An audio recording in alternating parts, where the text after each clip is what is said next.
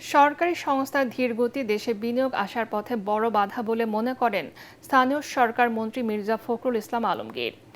রাজধানীর একটি হোটেলের সেমিনারে তিনি আরও বলেন, বাধা দূর করে দেশে বিনিয়োগ বান্ধব পরিবেশ নিশ্চিত করতে কাজ করছে সরকার। মন্ত্রী জানান, প্রতিবেশী সহ বন্ধু প্রতিম দেশগুলোর সাথে সুসম্পর্ক বজায় রাখার উপর গুরুত্ব দিচ্ছে সরকার।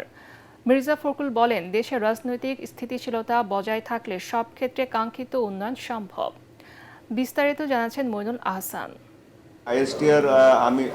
Institute of strategy and tactics research ISTR আয়োজিত সেমিনারে সরকারের বেশ কয়েকজন মন্ত্রী, উপদেষ্টা, বিদেশি সংস্থার প্রতিনিধি, কূটনীতিক ও ব্যবসায়ীরা অংশ নেন। এতে বাংলাদেশে ব্যবসা বাণিজ্য, বিনিয়োগ সহ বিভিন্ন ক্ষেত্রে সমস্যা ও সম্ভাবনা নিয়ে আলোচনা হয়। তারেক রহমানের নেতৃত্বাধীন নতুন সরকারের রাষ্ট্র পরিচালনার নীতি ও পরিকল্পনা তুলে ধরেন মন্ত্রীরা। আলোচনার বিস্তারিত জানাতে গিয়ে ব্রিফিংয়ে স্থানীয় সরকার মন্ত্রী মির্জা ফখরুল ইসলাম আলমগীর বলেন, দেশি বিদেশি বিনিয়োগের পথে বাধা দূর করাকে অগ্রাধিকার দিচ্ছে সরকার। এখানে আমাদের যে এজেন্সিগুলো আছে, সরকারের এজেন্সিগুলো যেগুলো আছে, সেই এজেন্সিগুলো খুব স্লো, ধীর গতিতে চলে। তারা যে গতিতে তারা এটার সমাধান করতে চায়, তাদের একটা বিনিয়োগ ইস্যুকে, সেখানে তারা যথেষ্ট সেখানে একটা নেগেটিভ অবস্থা তৈরি, হতাশ হয়ে যায়। সেগুলো আমরা বলেছি যে আমরা চেষ্টা করছি যে সেই সমস্ত বিষয়গুলোকে ঠিক করে নিয়ে আসার জন্য আমাদের ব্যুরোক্রেসিকে সঠিকভাবে ঠিক করা এবং এনভায়রনমেন্ট, আপনার ইনভেস্টমেন্ট এনভায়রনমেন্টটা তৈরি করা। জ্বালানি সংকট সমাধানে নবায়নযোগ্য জ্বালানির উপর সরকার গুরুত্ব দিচ্ছে বলেও জানান মির্জা ফখরুল।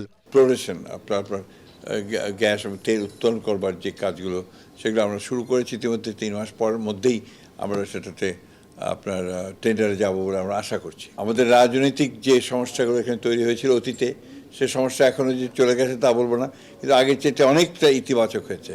আমরা বিশ্বাস করছি যে আপনার একটা স্থিতিশীলতা যদি আমরা নিয়ে আসতে পারি দেশের মধ্যে, তাহলে অবশ্যই আমরা আমাদের যে লক্ষ্য আছে অর্থনৈতিক উন্নয়ন করা, আপনার দেশে ইনভেস্টমেন্ট বাড়ানো, দেশে মানুষের কর্মসংস্থানের সৃষ্টি করা, এই কাজগুলোতে আমরা এগিয়ে যেতে সক্ষম হব।